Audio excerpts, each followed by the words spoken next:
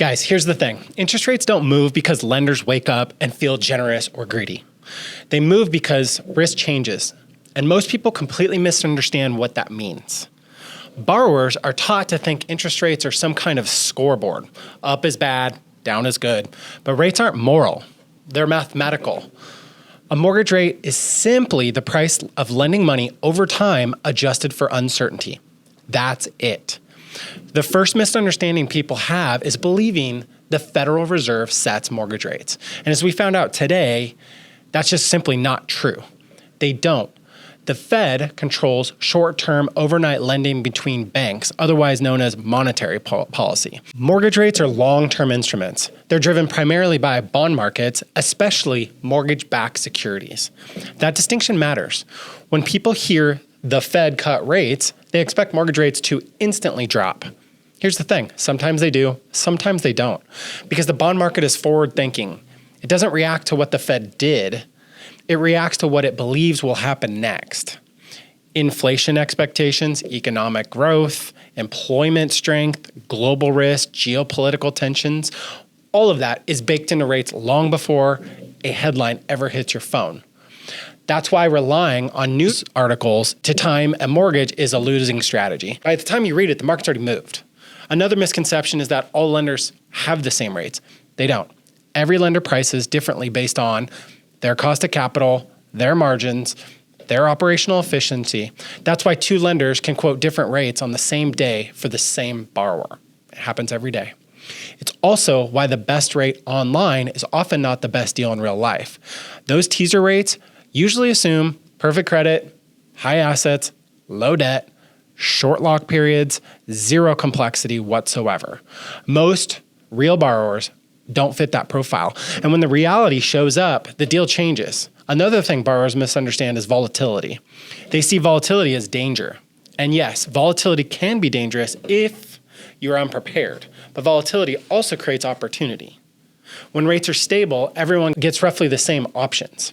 When rates are volatile, prepared borrowers are able to gain leverage. They can lock strategically. They can float when it makes sense. They can use temporary buy downs intelligently, which is happening all day, every day in this market. They can structure loans with the exit plans in mind. Unprepared borrowers will panic. They chase headlines. They freeze. They rush decisions late. Volatility doesn't punish people randomly. It punishes confusion. That is why timing the market is completely overrated. No one consistently times rates correctly. Not economists, not lenders, not the media. What works is positioning. Mortgage rates tend to live in the fold of economic data.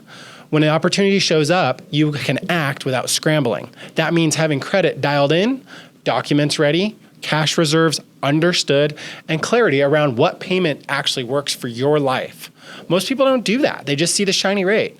They wait. They say, I'll get serious when rates come down. But here's the problem. When rates come down, demand goes up. More buyers enter the market. Competition will increase. Prices get pressured upwards. Lower rates don't automatically mean cheaper homes.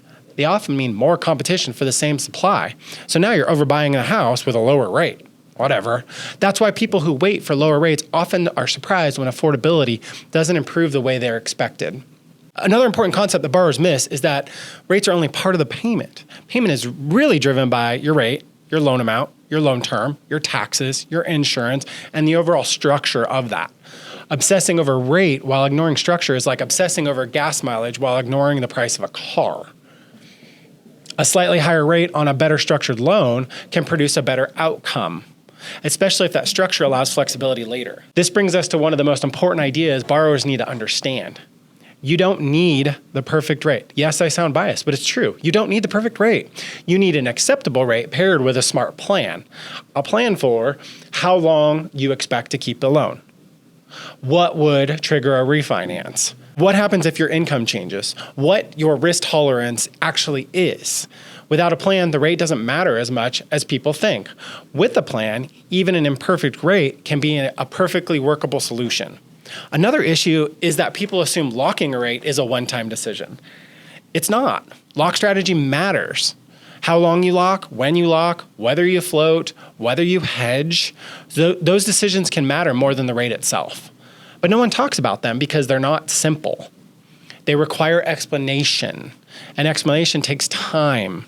So instead, most borrowers get reduced to a number and pushed to close. That's how people end up feeling regret later.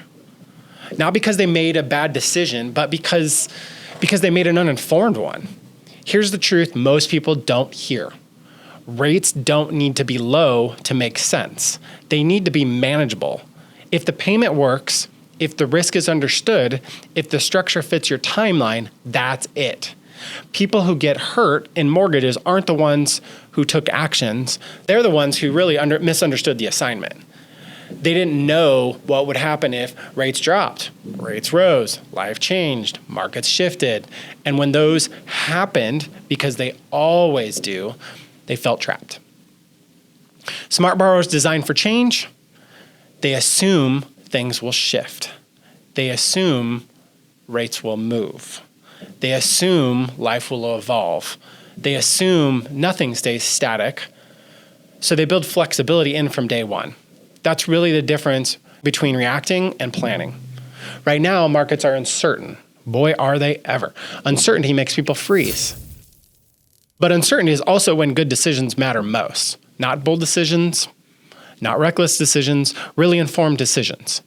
The goal isn't to outsmart the market. The goal is to understand it enough to not be scared by it. When you understand what actually drives rates, the noise tends to fade. Headlines lose their power, predictions lose their grip, and you stop asking, is now a good time? And you start asking, does this work for me and my family? That's the shift. That's when mortgages stop feeling overwhelming, and that's when having an advisor matters most.